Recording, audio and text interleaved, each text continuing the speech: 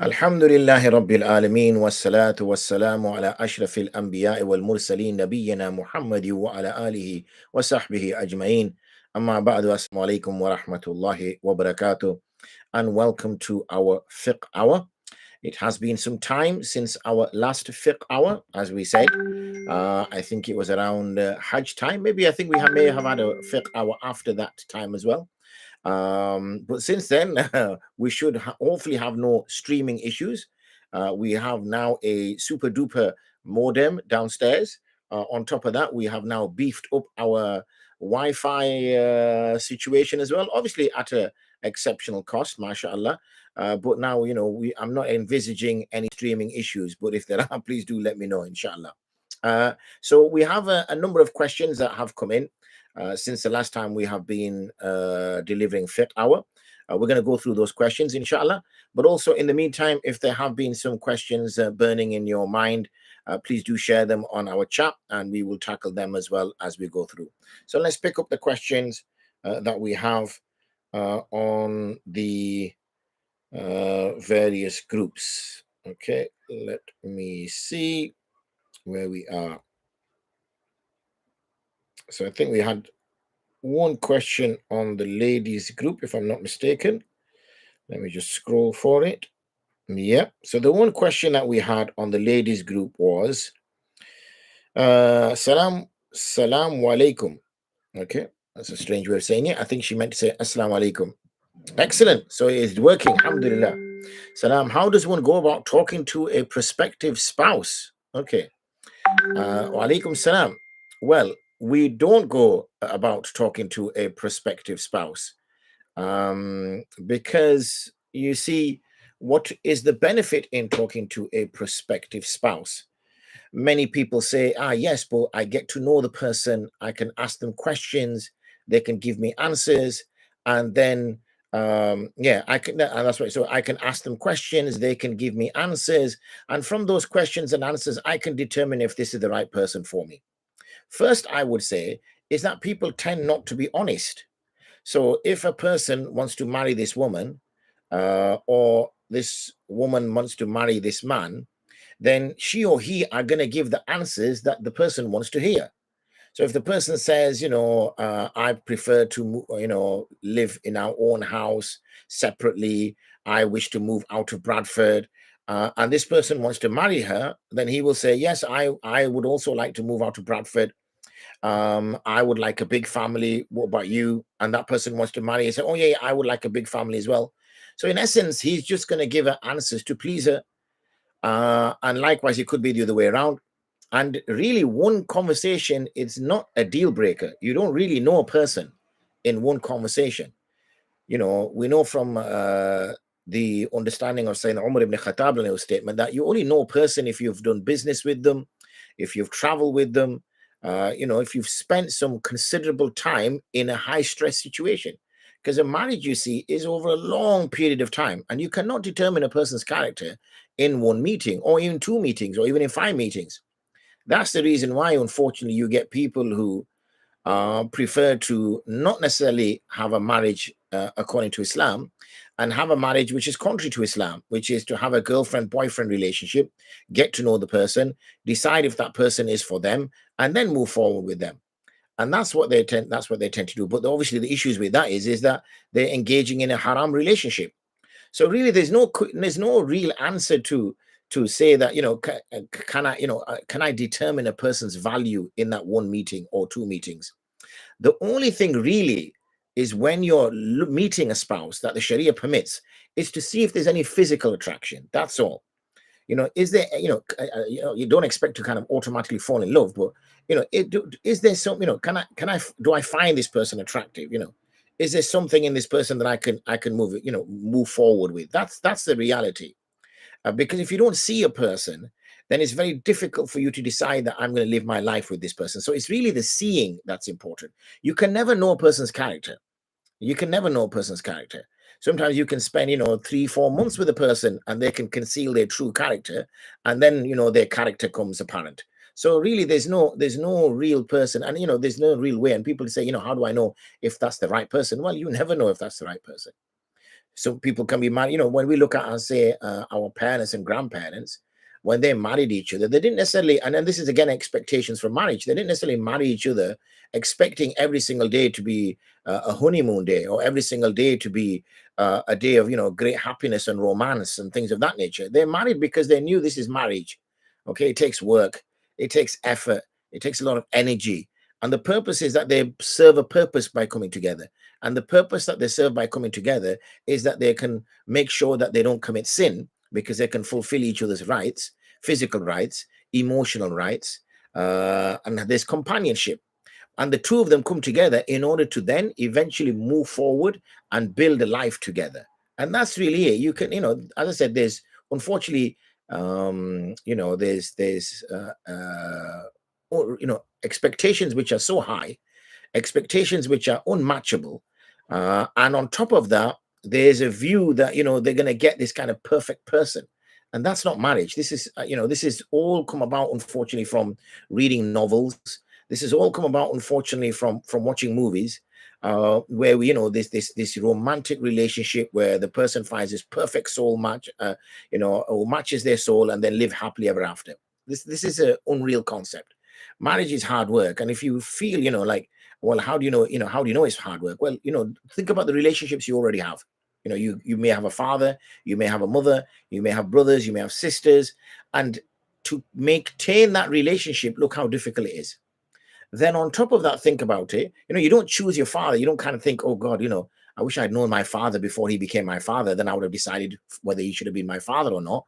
Or, it would have good to get to know my mother before she was chosen to be my mother. Because we know we have no choice in those matters, we accept them and we work with them. And of course, and sometimes it's difficult, it's more challenging, and sometimes it's a lot easier. And that's the same with marriage. Sometimes a couple get together and it's quite an easy marriage. Everything is smooth and everything is no hassle, low maintenance, everything chugs along fine. And sometimes you're into a marriage and it's a very challenging. One of the individuals is very abrasive, it's very difficult. You're having to bend over all the time and bend backwards in order to make sure that this person can kind of get through life. So I think that's, so from an Islamic perspective, really the sighting, so to speak, is to determine the whether there's some physical attraction there, or whether there's any physical kind of connection there with the person. That's all it is. Because obviously, apart from a mother and a father and brothers and sisters, this relationship is also of a sexual nature. This relationship is also of a being physically engaged with each other, and therefore there has to be some level of attraction there in order to be able to feel comfortable to be able to engage in those activities. So that would be the only thing I would say on that point. Okay, clearly shows, alhamdulillah, our streaming is working. Alhamdulillah, finally, after nearly 5 years of streaming, I think I fixed the problem. So please do carry on with your questions. I'm going to go on to the group. And whilst you pose your questions, I'm going to look at the questions here. Assalamu alaikum. I hope you're well, inshallah. I wanted to ask that if my brother, who's not a Muslim, took out a mortgage in his name on my behalf, but I will be paying the mortgage, will it still be haram? Well, if the person has taken out a mortgage, as in her brother, but in his name on her behalf, meaning she's making the payments to the contract, she's making the payments to the mortgage provider, then in reality, the mortgage is for her. What would have been different here is that if the brother took out the mortgage and then he came to another arrangement with the woman, but then he would have to purchase, alhamdulillah, excellent. That's good to hear, Murtaza, excellent.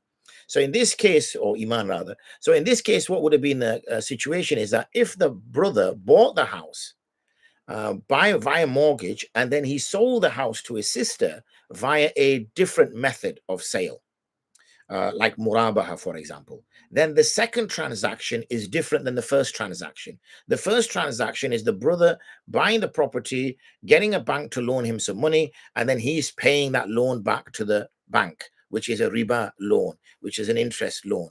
So, but what he does instead then is he's now purchased the house, he now sells the house to his sister. And when he sells the house to his sister, he sells it as a muraba, saying, look, I bought this house for 150K. I'm going to sell it to you for 180K. And then he can basically, that sale can go through. That's fine. But he cannot do it as has been described in this question. Okay, let's move next on to the chaps group.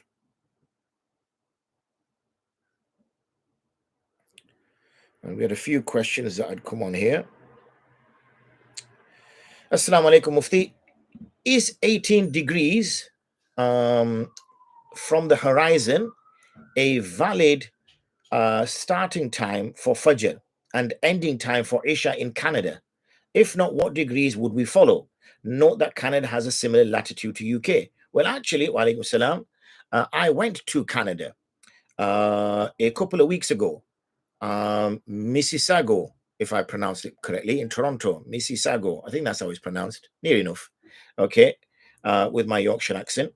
And I spent some time there. And when I arrived, the Isha time did come in.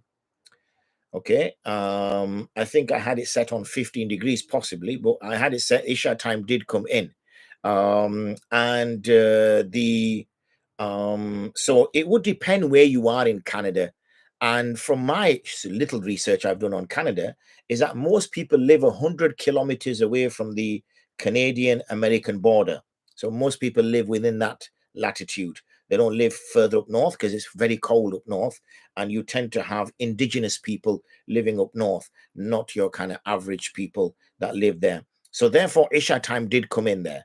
But yes, all you need is if you download the Wifaq al-Ulama app, and I've tested it and it works in Canada, you select your Isha timing. What I suggest is when Isha time does not come in at 18 degrees, which is this time of the year, then bring it down to 15 degrees, because that is also a valid opinion of the other Aimma, as well as Imam Muhammad and Imam Abu Yusuf, and therefore you can act on the 15 degrees. Okay, we've got some questions coming in. I wonder what these little kind of symbols are with the number 1 and then with the number 2 and everything. So if somebody knows that, please do tell me, because it's news to me. Assalamu alaikum. What is the rulings of doing sunnat salah before zuhr as 4 units? Should it be 2 sunnats, not 4 sunnats together? Assalamu alaikum. What is the ruling of doing sunnat salah before zuhr as 4 units? Should it be 2 sunnats, not 4? We do it as 4 sunnats. Yani we do it as a set of 4, because that's how the narration has come to us. Hence the reason we do it as a set of 4.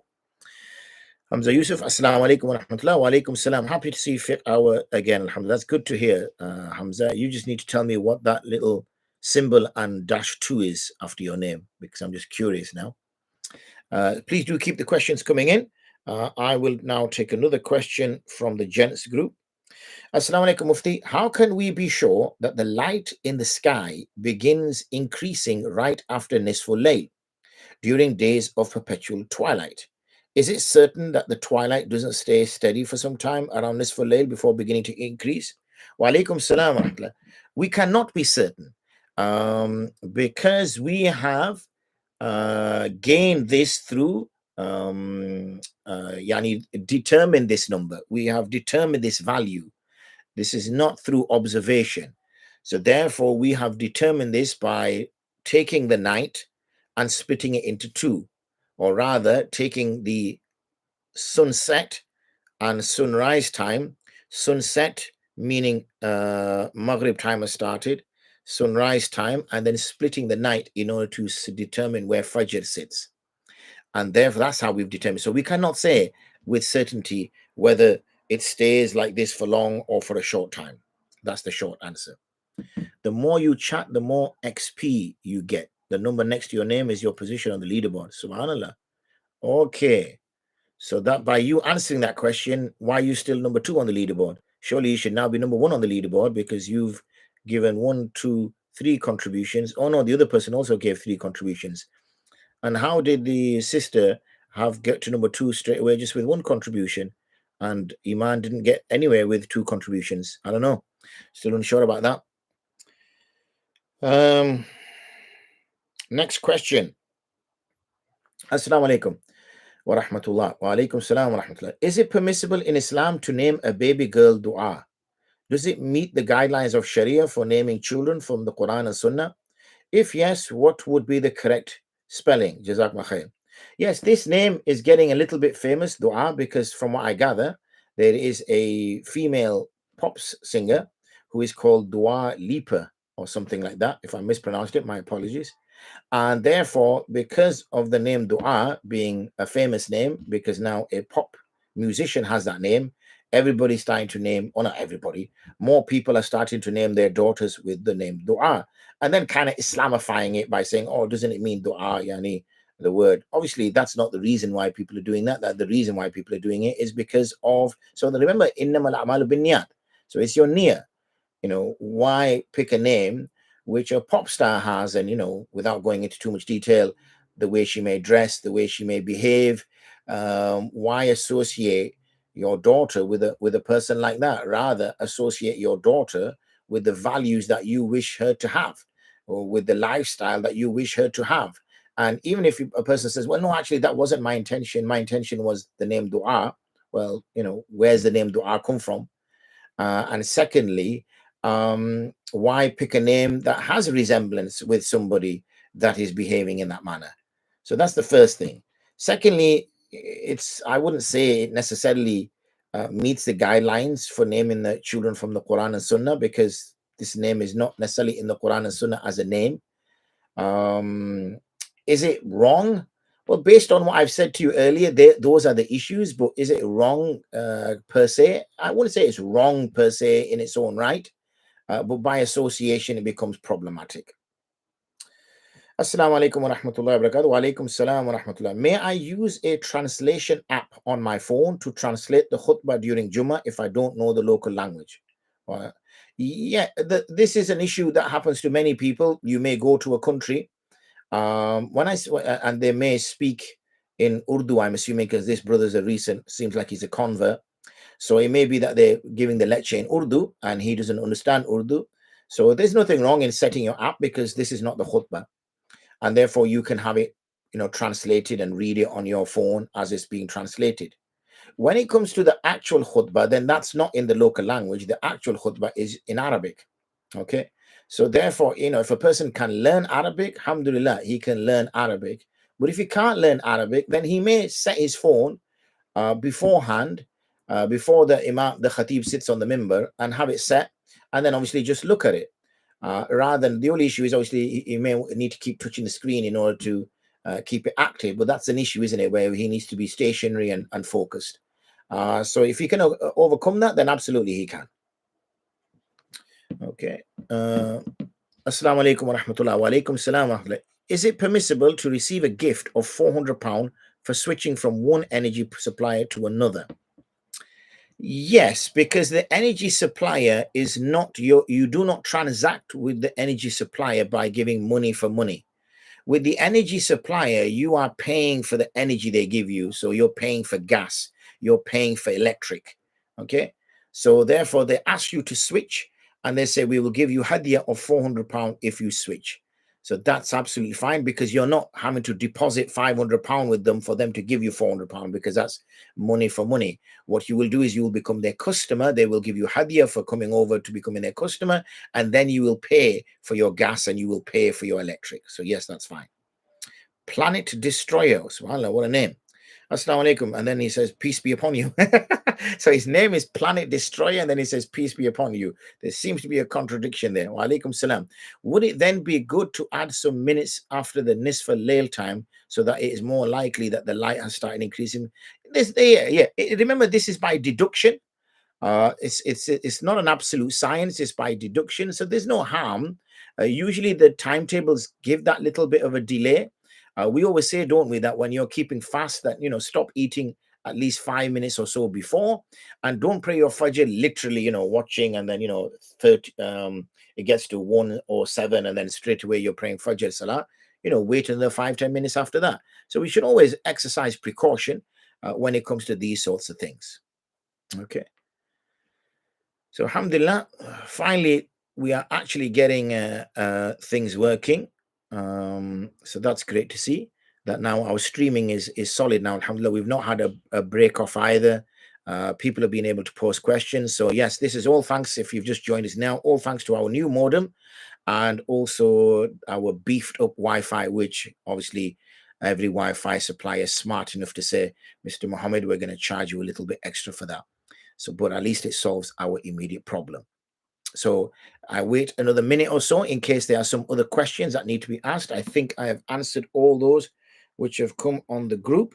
So there's nothing else left outstanding on the group.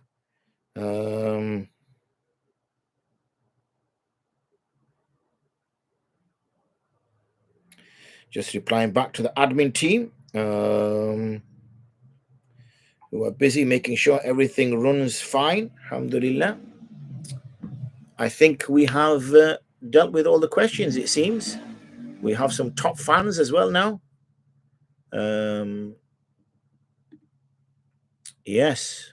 Okay. So we have a number 1, number 2, and number 3 as our top fans. MashaAllah. Excellent. 75 XP, 75 XP, 25 XP. Right, you actually get experience points as well. Goodness me, this is like a Premier League on the chat. Okay. So Jazakallah khairan. What we'll do, as I've said before, now that our streaming is solid, you have access to the Telegram Markaz al-Ifta wal Qāḍī groups. Pose your questions on there. Once we gather enough questions, then inshallah I will go live with it. Obviously, if we have no questions, then there's no point me going live. And then obviously we can have, as Hamza would like, a fiqh hour as regular as we can. But there's no point having a fiqh hour regular if I have no questions there to answer. As long as I have at least 3 questions, then I can do the live, and obviously people can also ask questions whilst they're on the live. So that's my minimum criteria, at least 3 questions on the group, and then we will go for a fiqh hour. Usually it's on Wednesdays. That's our kind of fixed day, and it's at 6 p.m. UK time, even if it's British summertime, which it is right now, 6 p.m. UK time, and winter, obviously the normal time it will be 6 p.m. But like I said, that's if I get 3 questions on the Markaz al-Ifta wal Qāḍī groups. But if you subscribe to the channel, then you'll know as soon as we go live when it's happening.